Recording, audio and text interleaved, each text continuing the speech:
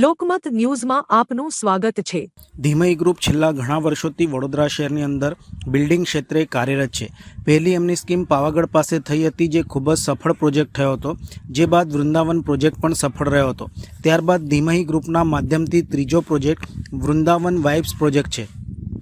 અહીં આવીને સારા વાઇબ્સનો અનુભવ થાય છે તેમ યુવા વૈષ્ણવાચાર્ય પરમ પૂજ્ય વ્રજરાજકુમારજી દ્વારા જણાવ્યું હતું। તેમણે વધુમાં જણાવ્યું હતું કે આને સેમ્પલ ફ્લેટનું આજે ઉદ્ઘાટન કરવામાં આવ્યું છે। લગભગ 734 ફૂટના 2 BHKનો ફ્લેટ, જેમાં ખૂબ જ સારી બધી જ પ્રકારની વ્યવસ્થા અહીં જોવા મળે છે। સામાન્ય વર્ગના લોકો ખૂબ જ સારી રીતે અહીં ફ્લેટ લઈ સુખી થઈ શકશે એવો વિશ્વાસ છે।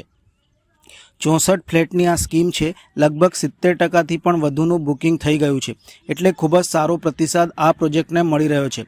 બાલાજી ગ્રુપ અને ધીમઈ ગ્રુપની આ જ એક સફળતા છે કે જે પણ કંઈક પ્રોજેક્ટ કર્યા છે તેમાં પ્રજાનો વિશ્વાસ તેમને જીત્યો છે।